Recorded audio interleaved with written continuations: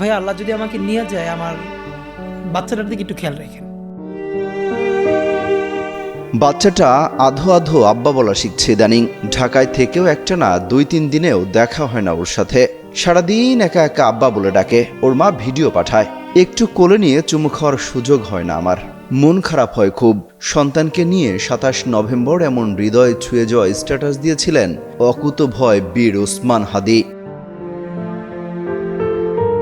তিনি লেখেন, কয়েকদিন পরে বাসায় আসলাম।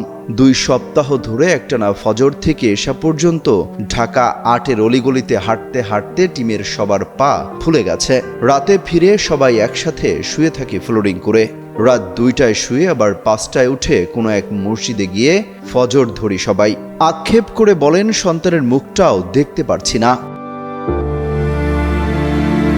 কিন্তু যখনই টিমের ভাইগুলোর ক্লান্ত চোখের দিকে তাকাই, সন্তানকে স্পর্শ করতে না পারার দুঃখ ভুলে যায় নিমিষেই।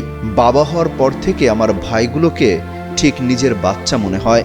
আমার মতো ক্ষুদ্র মানুষের জন্য ভীষণ ক্লান্ত দেহে ওদের আপ্রাণ লড়াই দেখে একলা আমার চোখ ভিজে আসে। হাদি লেখেন, পায়ে আমার প্রচণ্ড ব্যথা অনেক দিন ধরে। ডাক্তার বলেছে প্রপার রেস্ট না নিলে ওষুধে ব্যথা কমবে না। কিন্তু রাজপথে প্রতিদিন আমরা যে অসীম ভালোবাসার সাক্ষী হচ্ছি, তাতে বিশ্রাম শব্দটা আমাদের জীবনে আর কবে ফিরবে জানি না। কয়েকদিন পরে আজ বাসায় আসলাম। ছেলে ঘুমোচ্ছে। এই ঘুমের মধ্যেই ভোরে আবার বের হয়ে যাব কোথাও। ও জানবেও না যে আমি আজ ওরে দেখতে আসছিলাম। বাচ্চার মুখের দিকে তাকায় এসব ভাবতেই মনে হলো আমার ভাইয়েরা এখনো রাত জেগে ভ্যান্ডালির প্রস্তুতি নিচ্ছে। মনে হচ্ছে আজ রাতটা ওদের সাথে থাকলে হয়তো ধমক দিয়ে এখন সবাইকে ঘুমিয়ে পড়তে বলতাম, পাগল এই প্রাণগুলোরে হাসরের দিনে তুমি খুব খুশি করে দিও খোদা।